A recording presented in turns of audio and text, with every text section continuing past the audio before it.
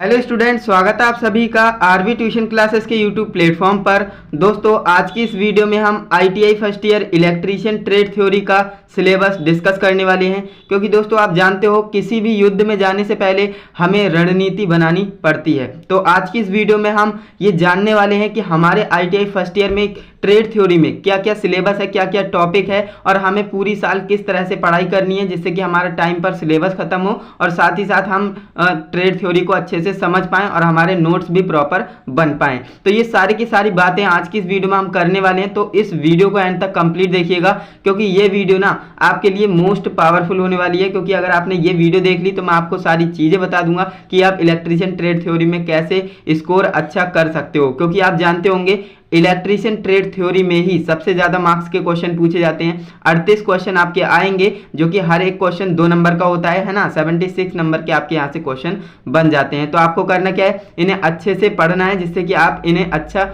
कर पाएं। तो दोस्तों आज की इस वीडियो में मैं आपको आईटीआई फर्स्ट ईयर का जो टॉपिक वाइज आपको बताने वाला हूं कि आईटीआई फर्स्ट ईयर में आपके ट्रेड थ्योरी में क्या क्या टॉपिक्स हैं, जो कि इंग्लिश में मैंने लिखा है लेकिन आपको हिंदी में भी बताऊंगा। अगर आप हिंदी में लिखना चाहें तो हिंदी में लिख लेना, कोई दिक्कत वाली बात नहीं है। तो आपके पास बुक्स तो होगी क्योंकि आपने आईटीआई में एडमिशन ले लिया है ना, और आपके पास इलेक्ट्रीशियन ट्रेड है तभी आप इस वीडियो को देख रहे हो। तो आपने जो है ITI first year electrician trade theory में एडमिशन लिया है तो आपको बुक्स भी मिल गई होंगी और आपको ये वाली कॉपी भी मिली होंगी, है ना, फाइल जिन्हें बोलते हैं। तो आपको करना क्या है, प्रॉपर नोट्स बनाने, क्योंकि नोट्स का बहुत बड़ा रोल होता है, मैंने आपको बता रखा है। अगर आपको ये पता नहीं है कि किस सब्जेक्ट से कितने नंबर के क्वेश्चन आते हैं, है ना, तो ये सारी चीज़ें मैंने आपको बता रखी हैं। तो आप उस वीडियो को देख सकते हैं, मैं आपको उस वीडियो का लिंक डिस्क्रिप्शन में दे दूंगा जिससे कि आप सब जान पाएँ कि आपके कौन सा सब्जेक्ट से आपको कितने नंबर मिलने वाले हैं। तो चलिए दोस्तों आज की ये वीडियो हम शुरू करते हैं। तो जैसा कि मैंने आपको बताया फर्स्ट ईयर और सेकेंड ईयर दो साल का आपका ये कोर्स होता है ना, इलेक्ट्रीशियन ट्रेड। तो आज की इस वीडियो में हम फर्स्ट ईयर के बारे में बात करेंगे और फर्स्ट ईयर को ही मैं पहले निपटाऊंगा, इसके बाद हम सेकेंड ईयर की बात करेंगे, है ना। तो देखिए फर्स्ट ईयर में आपका जो पहला टॉपिक होता है ना, सबसे पहला टॉपिक वो है scope of the electrician trade, यानी इलेक्ट्रीशियन ट्रेड का स्कोप क्या है ना, इसके बारे में आपको पढ़ना है। फिर safety rules and safety science के बारे में आपको पढ़ना है। कुछ सेफ्टी रूल्स होते हैं और कुछ सेफ्टी साइंस भी होते हैं, उन्हें भी आपको पहचानना आना चाहिए। ये सारी चीज़ें मैं आपको पढ़ाने वाला हूँ, थ्योरेटिकली क्लास आपको लेक्चर्स प्रोवाइड करने वाला हूँ और ये नोट्स भी आपको प्रोवाइड करने वाला हूँ। तो नोट्स कहाँ पर मिलेंगे, टेलीग्राम चैनल पर मिल जाएंगे, वहाँ से जाकर आप इन्हें फ्री में डाउनलोड कर सकते हैं। और मैं इनके लेक्चर्स भी आपको लेकर के आऊँगा, हर एक टॉपिक को अच्छे से समझाऊँगा जिससे कि आप इलेक्ट्रीशियन ट्रेड थ्योरी को अच्छे से समझ पाएँ। तो सेफ्टी साइंस आप पढ़ेंगे, इसके बाद types of working of the fire extinguisher पढ़ेंगे। फायर एक्सटिंग्विशर आपने देखे होंगे, ये किस काम आते हैं, आपको बुझाने के काम आते हैं ना। तो ये आपके आईटीआई में ये चलाना भी सिखाया जाएगा, है ना, क्योंकि ये आपके लिए बहुत ज़्यादा जरूरी है। सबसे पहले हमने scope of the electrician trade पढ़ना है, फिर सेफ्टी रूल्स पढ़ना है, जो आपका पहला चैप्टर है जिसका नाम है व्यवसायिक सुरक्षा एवं स्वास्थ्य, जो कि पहला चैप्टर इसलिए रखा गया है क्योंकि सबसे पहले सेफ्टी जरूरी है ना, सेफ्टी फर्स्ट। तो इसलिए आपको सबसे पहले सेफ्टी से रिलेटेड सारी बातें बताई जाएंगी कि किस तरह से आपको सावधानी बरतनी है वगैरह वगैरह, है ना। तो इसके बाद आपका नेक्स्ट टॉपिक है फर्स्ट एड सेफ्टी प्रैक्टिस, जो प्राथमिक चिकित्सा होता है ना, उसके बारे में आपको प्रैक्टिस कराई जाएगी। हजार्ड आइडेंटिफिकेशन एंड प्रिवेंशन, यानी जो हजार्ड होते हैं, बायोलॉजिकल हजार्ड होते हैं, फिजिकल हजार्ड होते हैं, है ना, तो ये सभी आपको पढ़ाए जाएंगे। Personal safety and factory safety, इनके बारे में आपको पढ़ाया जाएगा, यानी जो पर्सनल सेफ्टी होती हैं और जो आपकी फैक्ट्री में सेफ्टी कौन कौन से आपको बरतना है, वो सारी चीज़ें आपको बताई जाएंगी। Response to emergency, power figures, है ना, सिस्टम फेलियर और फायर, इन सभी के बारे में आपको बताया जाएगा। तो ये आपको समझ में आ रहा होगा, इनको आपको नोट्स कर लेना है क्योंकि ये आपके लिए ज़रूरी है ना। इसके बाद आपको पढ़ना है concept of standard and advantage of BIS और आईएसआई, है ना, यानी बीआईएस और आईएसआई के बारे में आपको पढ़ना है। ये आपको टॉपिक पढ़ाया जाएगा, बीआईएस क्या होता है और आईएसआई क्या होता है, इनके बारे में आपको पढ़ाया जाएगा। ट्रेड टूल स्पेसिफिकेशंस, ये आपको पढ़ना है, और इंट्रोडक्शन टू नेशनल इलेक्ट्रॉनिक, है ना, इलेक्ट्रिकल कोड जो 2011 है, इसके बारे में आपको पढ़ाया जाएगा। इसके बाद allied trade, introduction to fitting tools के बारे में बताया जाएगा। और फिटिंग टूल्स में काफ़ी सारे जो है टूल्स आते हैं, तो उनके बारे में आपको पढ़ाया जाएगा और ये ज़रूरी भी है क्योंकि आपको टूल्स के बारे में जानकारी होनी चाहिए क्योंकि आप एक इलेक्ट्रीशियन हैं। सेफ्टी प्रिकॉशंस बताए जाएंगे, है ना, और डिस्क्रिप्शन ऑफ फाइल्स बताई जाएंगी। फाइल्स का मतलब ये जो नॉर्मली आपकी पढ़ने वाली फाइल्स होती हैं उनकी बात नहीं हो रही है, यहाँ पर फाइल्स का मतलब होता है रेती, है ना, जो रेती आप कहते हैं ना, तो उसकी बात हो रही है, उसे हम फाइल्स कहते हैं। हैमर का मतलब हथौड़ा, चीजल्स का मतलब छेनी, है ना, हेक्सा फ्रेम, है ना, हेक्सा क्या होता है, आरी होता है, blades, their specification and grades, ये सारी चीज़ें आपको इसमें पढ़ाई जाएंगी। मैंने इंग्लिश में इसलिए लिखा है क्योंकि यहाँ पर जो है सिलेबस आपका इंग्लिश में ही दिया गया है, बाकी आपकी बुक में अगर हिंदी में दिया है तो आप हिंदी में भी लिख सकते हो, कोई दिक्कत वाली बात नहीं है। टाइप्स ऑफ ड्रिल्स, है ना, ड्रिल मशीन के कितने टाइप्स होते हैं, डिस्क्रिप्शन एंड ड्रिलिंग मशीन्स, इनके बारे में आपको बताया जाएगा। इसके बाद फंडामेंटल ऑफ इलेक्ट्रिसिटी, जो इलेक्ट्रिसिटी का मूलभूत जो फंडामेंटल होता है वो आपको बताया जाएगा, यानी जो भी इसमें बेसिक टर्म्स होती है, टर्मिनोलॉजी होती है, वो आपको पढ़ाई जाएगी। जैसे विद्युत धारा क्या है, विद्युत आवेश क्या है, विभवांतर क्या है, एम्पियर वोल्ट, ये सारी चीज़ें आपको पढ़ाई जाएंगी। इसके बाद definitions and units and effects of electric current, conductor and insulators, है ना, कंडक्टर और इंसुलेटर के बारे में पढ़ाया जाएगा, है ना, और विद्युत धारा के जो प्रभाव होते हैं उनके बारे में पढ़ाया जाएगा। Conducting materials and their comparison, जो कंडक्टिंग मटेरियल्स होते हैं ना, जो चालक पदार्थ होते हैं, है ना, उनको कंपैरिजन किया जाएगा। और इसके बाद आपका नेक्स्ट टॉपिक है जॉइंट इन इलेक्ट्रिकल कंडक्टर्स, हमें इलेक्ट्रिकल कंडक्टर को ज्वाइंट करना है ना, तो हम कैसे कर सकते हैं, जॉइंट के टाइप्स भी होते हैं वो भी आपको पढ़ाए जाएंगे। Techniques of soldering, soldering iron कैसे यूज़ करते हैं, सोल्डरिंग कैसे करते हैं, ये सारी चीज़ें आपको बताई जाएंगी। Types of solder and flux, जो पेस्ट होता है ना जिसे हम फ्लक्स कहते हैं, और टाइप्स ऑफ सोल्डर्स, जो सोल्डर होता है जिससे कि आप सोल्डरिंग करते हो, तो इनके बारे में आपको कंप्लीट नॉलेज मिलेगी इस चैप्टर में। इसके बाद यूजी केबल, जिसे हम अंडरग्राउंड केबल कहते हैं, इसके बारे में डिस्क्रिप्शंस मिलेगा, डिस्क्रिप्शंस टाइप्स, यानी कि जो यूजी केबल है इसके टाइप्स के बारे में आपको पढ़ाया जाएगा। Various joint and testing procedure, यानी कि यहाँ पर जो है जॉइंट के बारे में बताया जाएगा, डिफरेंट टाइप के आपको जॉइंट बताए जाएंगे और टेस्टिंग प्रोसीजर बताया जाएगा। और cable insulation and voltage grades के बारे में आपको बताया जाएगा। और precautions in using various types of cable, जो केबल होती है उनका हम कैसे सावधानी कर सकते हैं, उनकी कैसे सेफ्टी प्रिकॉशंस कर सकते हैं, वो सारी चीज़ें इसमें बताई जाएंगी। इसके बाद नेक्स्ट आपका चैप्टर आ जाता है DC circuit and circuited loss, है ना, उसमें आपका ओम्स लॉ पढ़ाया जाएगा, है ना, ओम्स लॉ आपने क्लास 10th में भी पढ़ रखा होगा। ओम्स लॉ पढ़ाया जाएगा। सिंपल इलेक्ट्रिकल सर्किट्स के बारे में आपको बताया जाएगा। एंड प्रॉब्लम्स, जो प्रॉब्लम्स आती हैं सर्किट्स में उन्हें कैसे दूर करना है उनके बारे में पढ़ाया जाएगा। किरचॉफ लॉस, देखिए किरचॉफ लॉ 12th क्लास में है, अगर जो स्टूडेंट्स 12th क्लास करके जा रहे हैं ITI में तो उन्हें आसानी हो जाएगी किरचॉफ लॉ समझने में, क्योंकि उन्होंने पहले ही पढ़ रखा है, उनका रिवीजन हो जाएगा। तो किरचॉफ लॉस पढ़ाया जाएगा। एंड एप्लीकेशन, जो किरचॉफ लॉ के एप्लीकेशन है, अनुप्रयोग हैं, वो भी आपको पढ़ाए जाएंगे। सीरीज एंड पैरेलल सर्किट पढ़ाए जाएंगे, जो कि बहुत ही बेसिक होता है, आपने 10th में ही पढ़ लिया होगा। ओपन एंड शॉर्ट सर्किट, है ना, इनके बारे में पढ़ाया जाएगा। और ये पैरेलल और सीरीज दोनों में पढ़ाया जाएगा। जो नेटवर्क होते हैं ना, सीरीज और पैरेलल नेटवर्क, इनमें शॉर्ट सर्किट क्या होता है और ओपन सर्किट क्या होता है, इनके बारे में कंप्लीट नॉलेज आपको मिलने वाली है।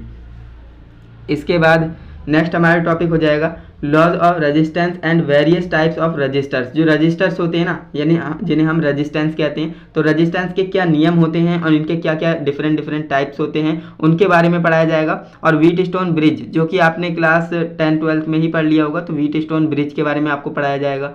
एंड इसका जो प्रिंसिपल है और इसका एप्लीकेशन है उसके बारे में भी पढ़ाया जाएगा। व्हीटस्टोन ब्रिज क्या है, इसका सिद्धांत क्या है, इसका अनुप्रयोग क्या है, वो सारी चीज़ें आपको मिलेंगी। एंड इसके बाद इफेक्ट ऑफ वेराइटेशन ऑफ टेम्परेचर, यानी ये जो हमारा एप्लीकेशन है, effect of variation of temperature, यानी तापमान के बिहाव पर जो रेजिस्टेंस है उसके क्या क्या टाइप्स होते हैं वो आपको पढ़ाए जाएंगे। Different methods of measuring the value of resistance, यानी जो रेजिस्टेंस होता है प्रतिरोध, उसके मान को हम ज्ञात करते हैं, तो किस किस तरह से हम ज्ञात कर सकते हैं उसके मान को, वो बताया जाएगा। और सीरीज और पैरेलल कॉम्बिनेशन ऑफ रजिस्टर्स बताया जाएगा, यानी जो प्रतिरोध होता है उनका श्रेणी क्रम और समांतर क्रम संयोजन आपको पढ़ाया जाएगा।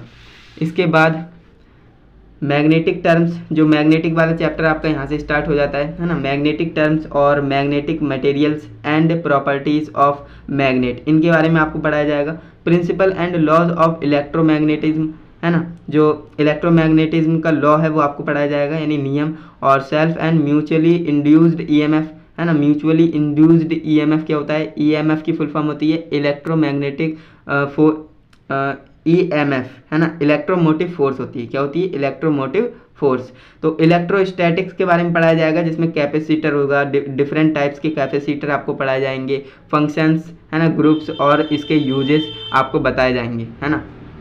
तो ये सारी चीज़ें हैं। एंड इसके बाद इंडक्टिव एंड कैपेसिटिव रिएक्टेंस के बारे में बताया जाएगा और इसके इफेक्ट यानी इसके प्रभाव के बारे में बताया जाएगा ऑन द AC सर्किट, है ना, AC सर्किट से रिलेटेड आपको बताया जाएगा। एंड रिलेटेड वेक्टर्स कंसेप्ट भी आपको बताए जाएंगे।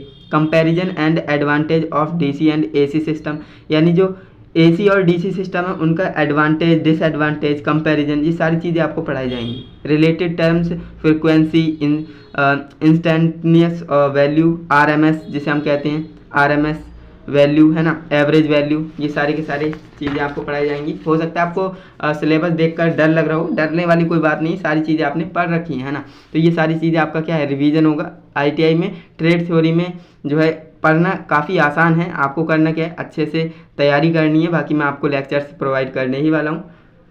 फॉर्म फैक्टर क्या होता है, फैक्टर क्या होता है ना, और पावर फैक्टर क्या होता है, इम्पीडेंस क्या होता है, तो ये सारी चीज़ें क्या है इस चैप्टर में पढ़ाई जाएंगी। साइन वेव क्या है, देखिए 12th क्लास में जिसने AC चैप्टर पढ़ा है ना, उसे ये वाले टॉपिक्स अच्छे से समझ में आएंगे।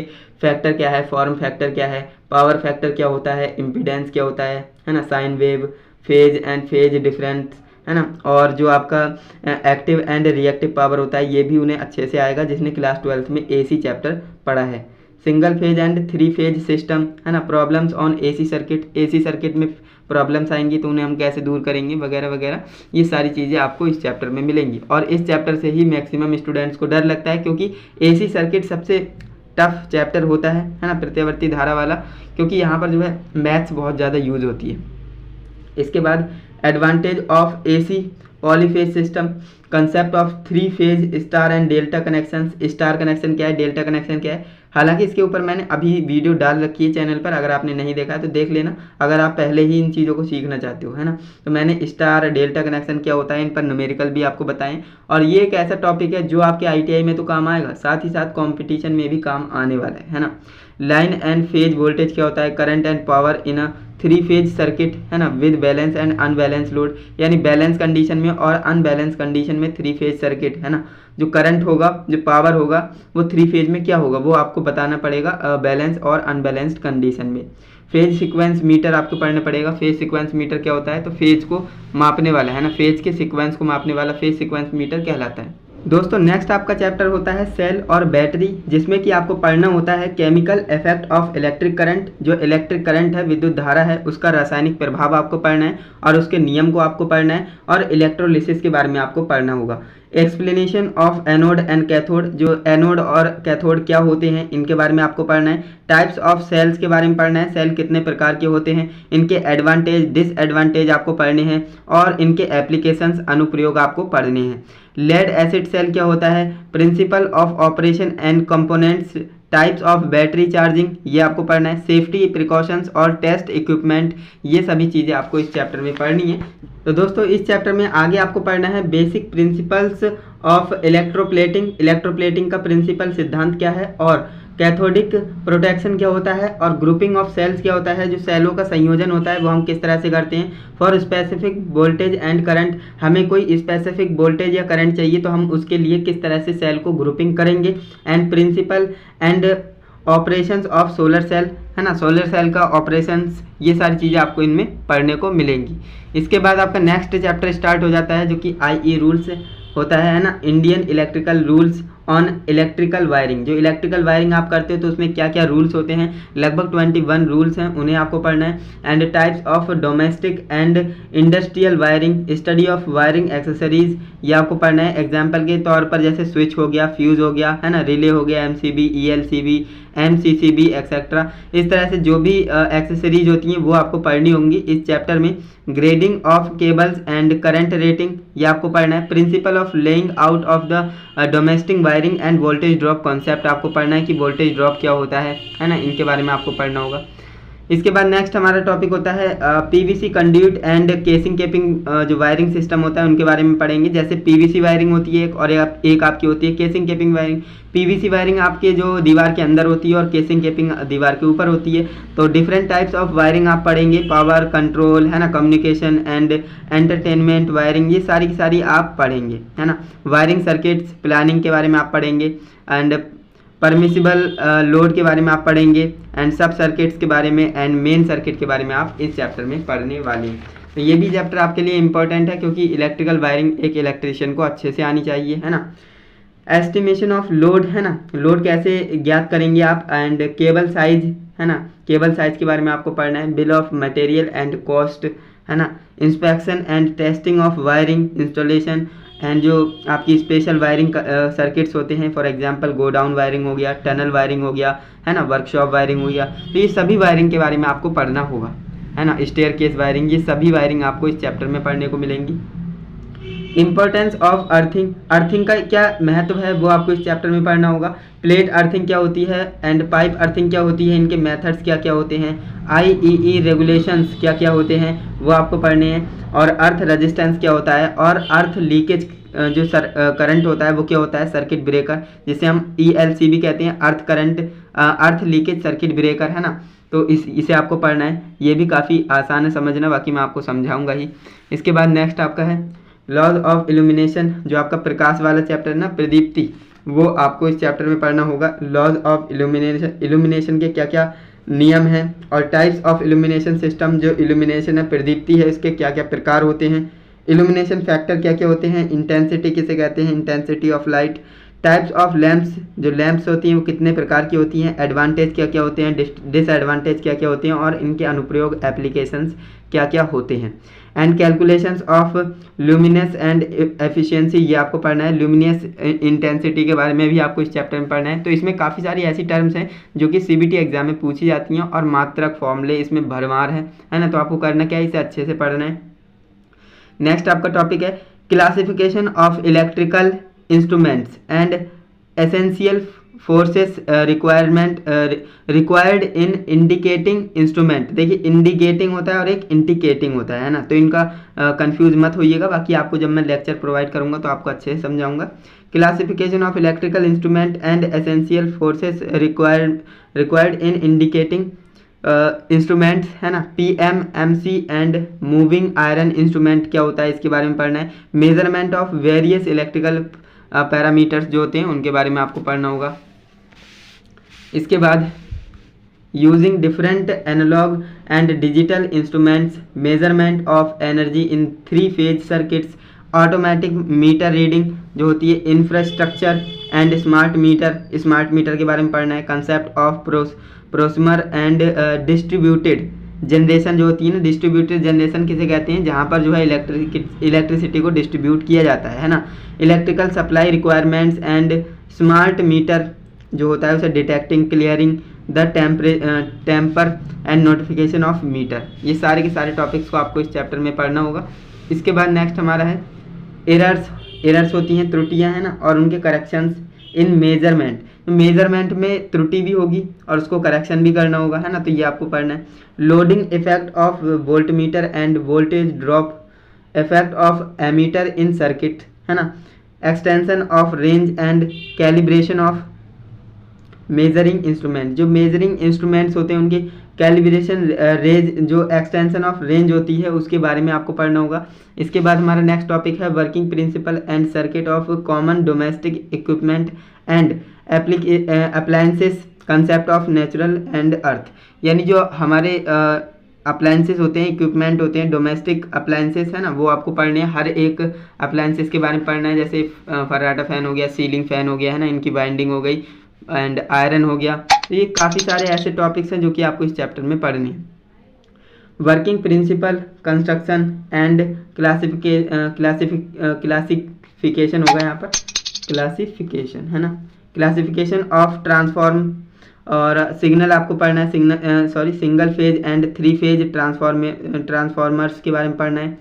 एंड टर्न रेशियो के बारे में पढ़ना है कि टर्न रेशियो क्या होता है। EMF इक्वेशन के बारे में पढ़ना है। सीरीज एंड पैरेलल ऑपरेशन के बारे में पढ़ना है।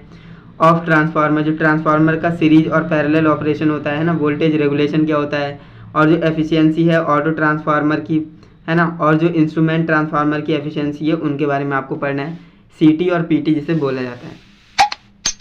इसके बाद नेक्स्ट आपका है method of connecting 3 single phase transformer.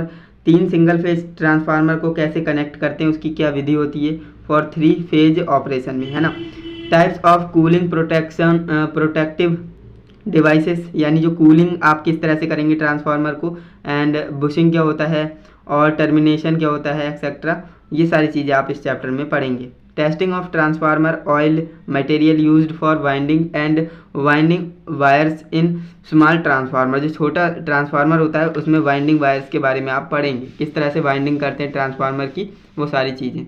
इसके बाद नेक्स्ट आपका है प्रोजेक्ट वर्क इंडस्ट्रियल विजिट, है ना, तो ये तो आपका होगा ही।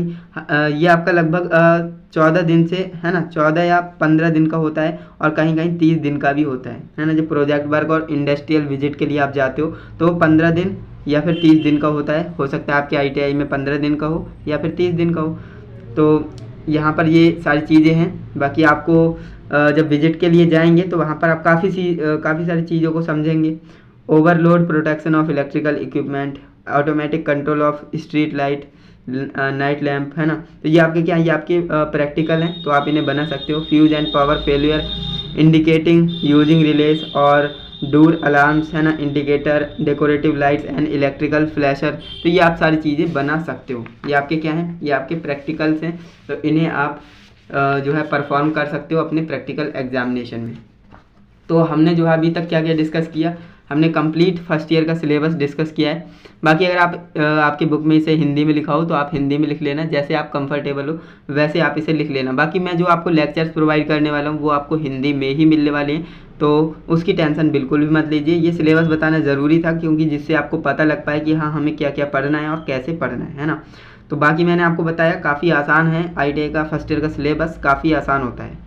बस आपको करना क्या है, जो मैं लेक्चर्स आपके लिए देने वाला हूँ अब उन्हें आपको अटेम्प्ट करना है, डेली अटेंड करना है लेक्चर्स को, जिससे कि आप ज़्यादा लोड ना पड़े आपको, है ना। और आप डेली अगर पढ़ेंगे, थोड़ा थोड़ा पढ़ेंगे ना, तब भी आप इस सिलेबस को आराम से कवर कर लेंगे और अच्छी परसेंटेज बनाएंगे अपने ITI फर्स्ट ईयर में। ओके, तो चलिए दोस्तों, आज के लिए बस इतना ही। वीडियो अच्छी लगी है तो लाइक, शेयर, सब्सक्राइब, कमेंट, ये सारा कुछ कर देना। बाकी हम मिलते हैं नेक्स्ट इंटरेस्टिंग इन्फॉर्मेटिव वीडियो के साथ। तब तक के लिए जय हिंद, वंदे मातरम।